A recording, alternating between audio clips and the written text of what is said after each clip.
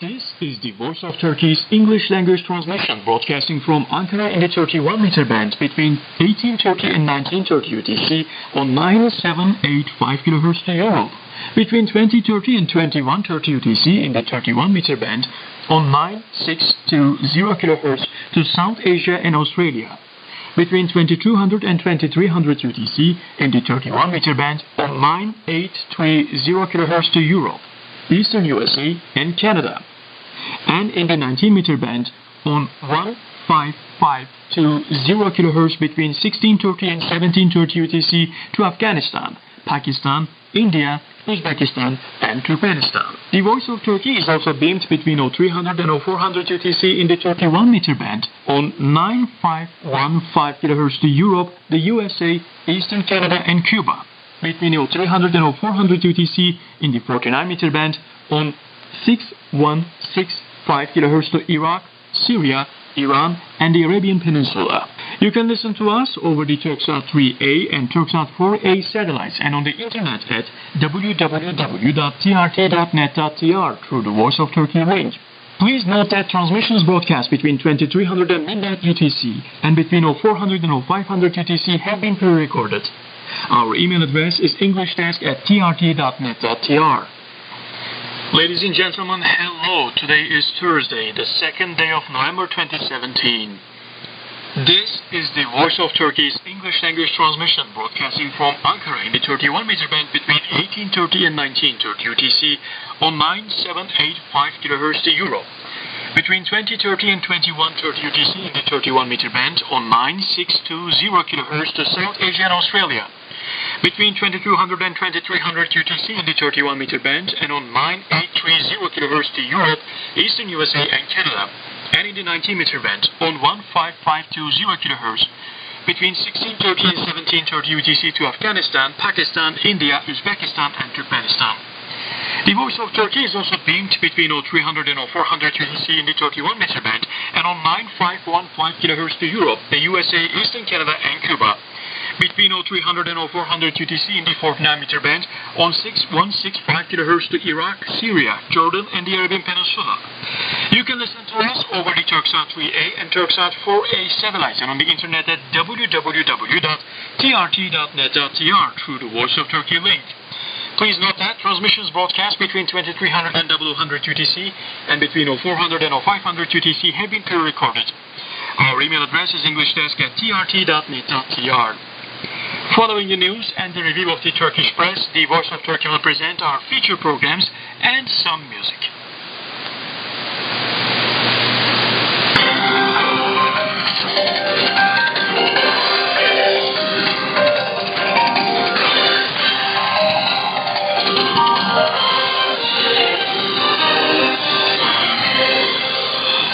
But first, the headlines.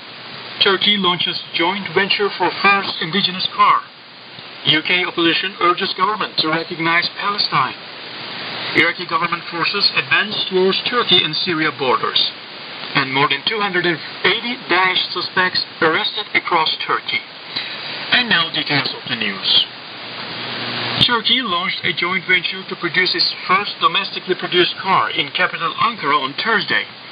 President Recep Tayyip Erdogan, Prime Minister Binali Yildirim, and Science and Industry and Technology Minister Faruk Özlü attended the launch of automobile industry's joint domestic venture at the Presidential Palace. Erdogan announced that 5 automotive supplier firms, Anadolu Group, BMC, Kiraja Holding, Turkcell, and Zorlu Holding, will jointly manufacture Turkey's first homemade car. The President expressed his gratitude to the firms and promised his full support for the venture. I will closely follow the developments, he added. The initiative came after repeated calls from Erdogan for a joint car project of the Union of Chambers of Commodity Exchanges and the Science, Industry and Technology Ministry. Erdogan said he expected the prototype of the first domestically produced car to be ready in 2019 and the sales to start in 2021.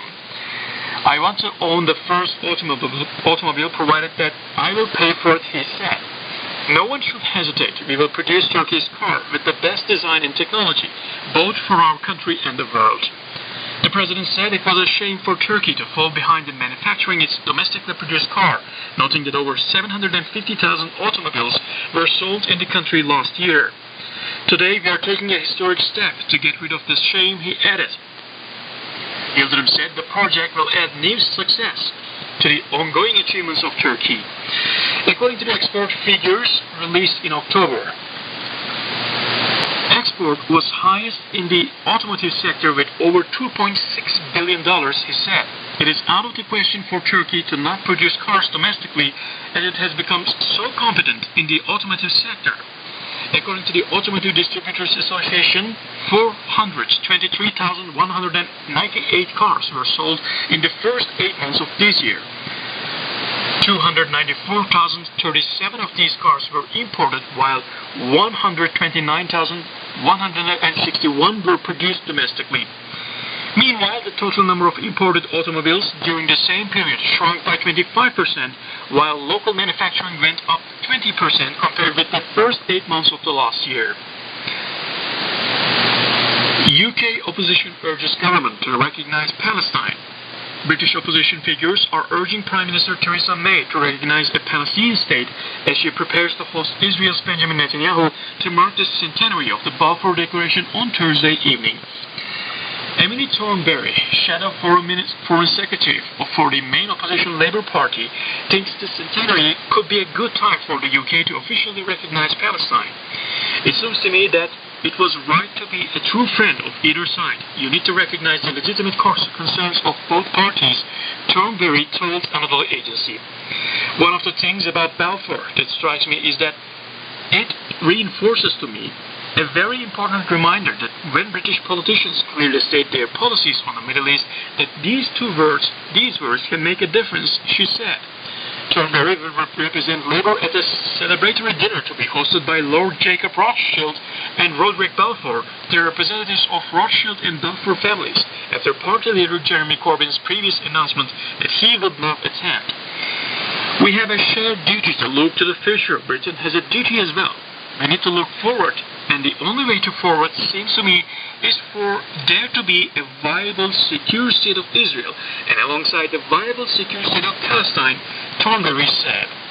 The Conservative government say they will recognize a Palestinian state, but doesn't say when they will do it, she added. And we say, do it on the 100th anniversary of the Balfour Declaration. We have to recognize Palestine. If this government is not prepared to recognize a Palestinian state, the next Labour government will. What is important is that we fulfill the whole promise, and we have a role in this. We have a responsibility to do everything that we can in order to ensure that there is a proper two-state solution. The Labour Shadow Minister is not the only lawmaker who thinks now is the time to recognize a Palestinian state. Tom Brake, the Liberal Democrat lawmaker for Charleston and Wellington, says Palestinians are entitled to a state such as much as Israel is.